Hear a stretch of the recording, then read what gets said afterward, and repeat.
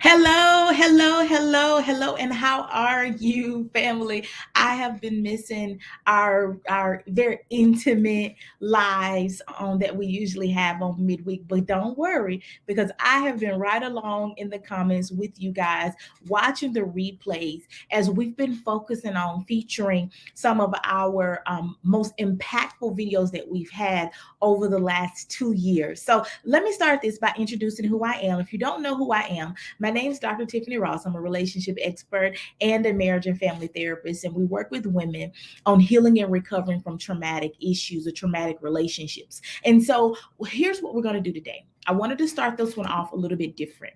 I wanted to start this one off by telling you a story about Eric Thomas and one that I've heard him talk about in one of his very special talks. Like if you don't know who Eric Thomas is, then you need to know who Eric Thomas is because he's his testimony is phenomenal. So go look up Eric Thomas, famous motivational speaker.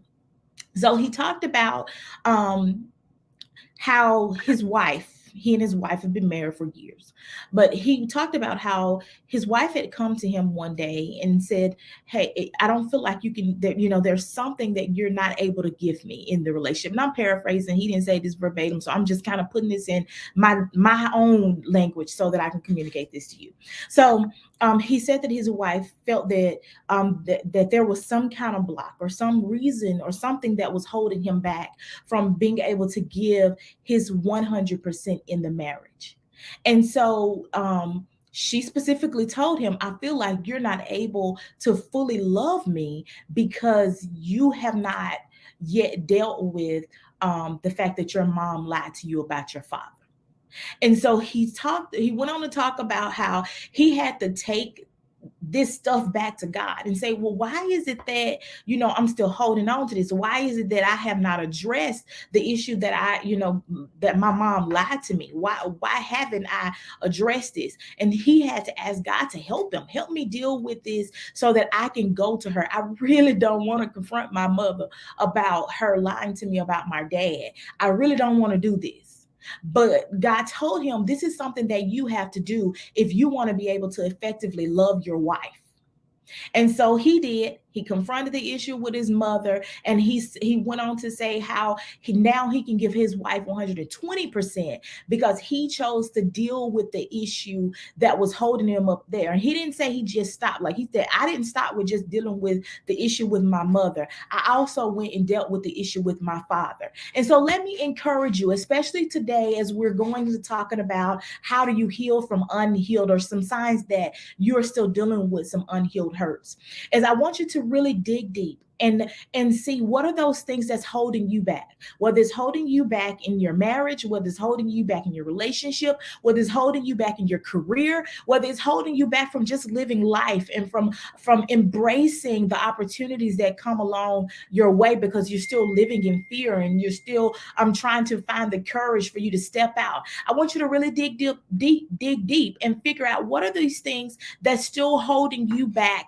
from moving forward. Why am I still going in circles? Why am I still stuck? Why am I unable to create this life that I've envisioned for years? What is it that's still holding me back? So I hope that you enjoy the series on how to heal from unhealed hurts. I love you, and I'll see you on the other side.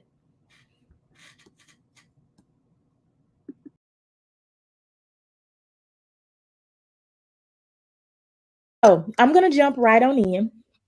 Clue number 6 that you may still be dealing with hurt from either a previous relationship, a previous current relationship, because some of us may still actually be in the relationship and dealing with the hurt from the relationship. The relationship could be from an organization. I shared that on a previous live that I did, that all the time we think hurt, we think a person. Well, sometimes, well, I mean, yeah, people, definitely, but it could be a whole system. It could be organization. Like, it's still whatever hurt. If you're still dealing with hurt, that's impacting how you're moving forward in life, that's impacting how you're connecting with people, impacting how you do in relationships, impacting the type of relationships that you're attracting, then you're still struggling with some hurt somewhere. And you have to know where that hurt came from. Like, that you have to know where it came from, number one. And then you have to have the proper tools that you need in order to overcome or move past it, so that you can fully become the person that I know you want to become. And I know that you can become in the rest of the year, coming years after. Got it? Okay. So clue number 6. I am so excited about this clue. Clue number 6, that you may still be dealing with some hurt from the past or struggling to move past hurt, is that you are what we call ready. Now, come on, if you know what I mean by on ready. Give me a thumb, hit it up in the comments. Let me know you know what I mean when I say I'm on ready. Or if you think you know, then type it in the comments. What do you think I mean by on ready? You're the person that's always on ready. I know that's kind of a comment that we make when we in conversation. And somebody might not know what I mean by on ready. So type it in the comments if you know what I mean by you're the person who is always on ready.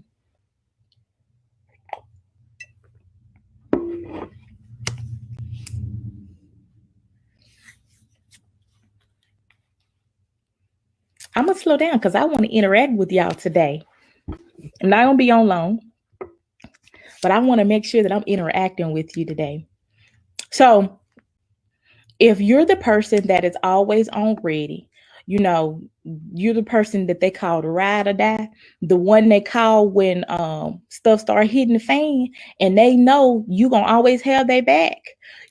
That is a key that, yes, you're loyal, but you also still may be dealing with some past hurts. Now, here's what I mean when I'm talking about, like, how do you know if you're still struggling with past hurt in your relationship or past hurt from relationships in general, is that you're the one that when anxiety gets high or when tensions get high, you're not the track star. You're not the one that's going to run away.